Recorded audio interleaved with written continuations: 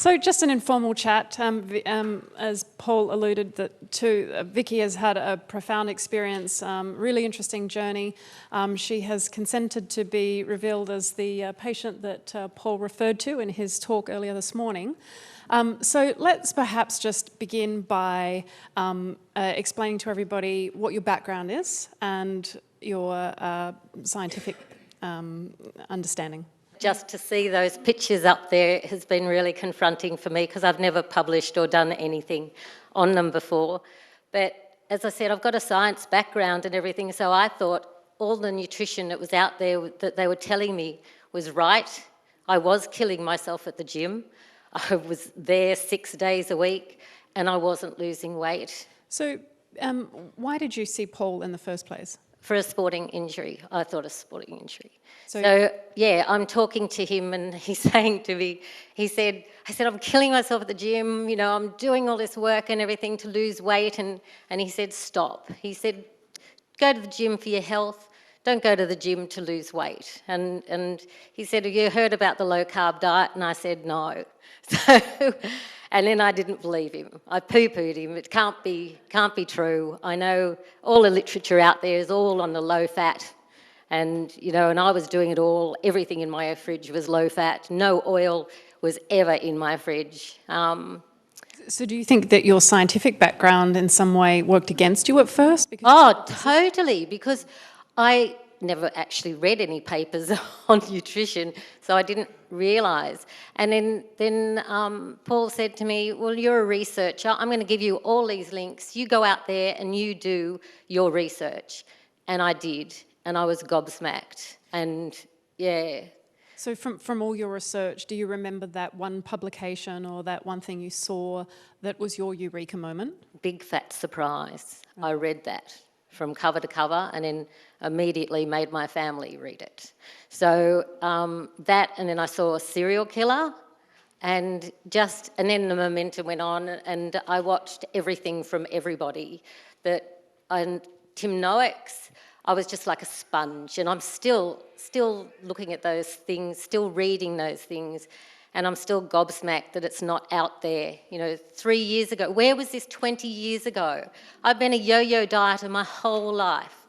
You know, 30 kilos on, 30 kilos off, but I was killing myself. I have no idea what long-term damage I've done to my body. But, you know, I'm now 58. I wish I had really found this all those years ago.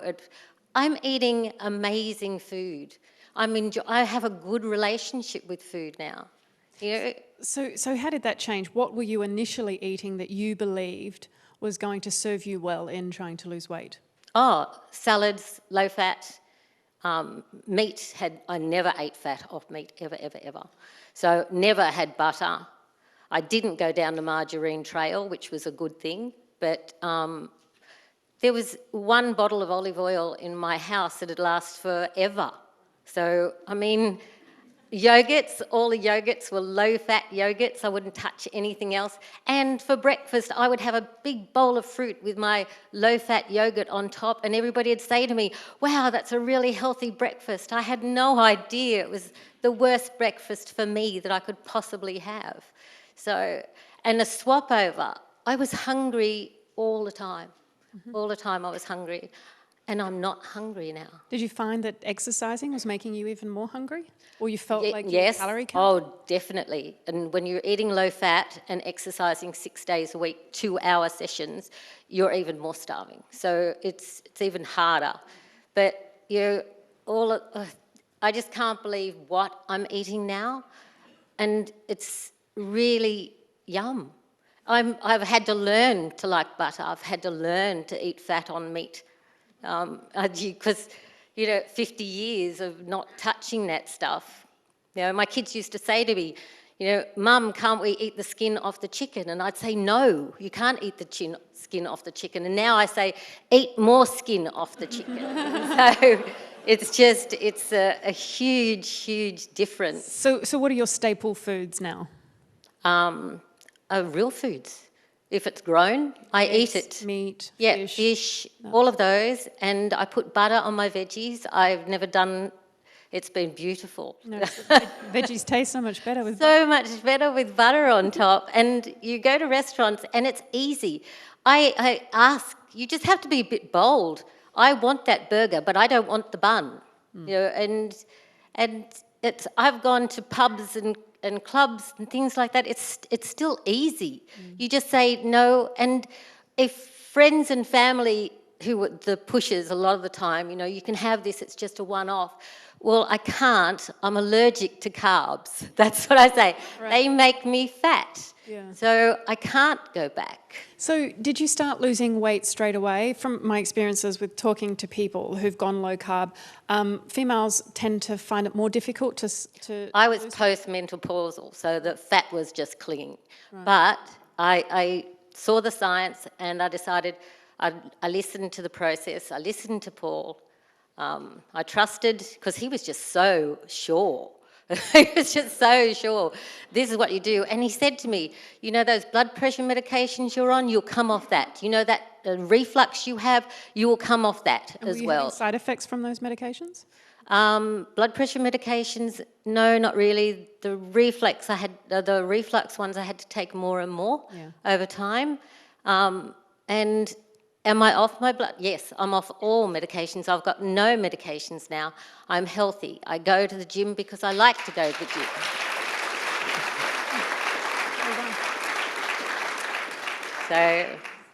So did you tell everybody that you were doing this diet, or did you keep it quiet? Oh, I kept it quiet. I even kept it quiet from Paul, because I thought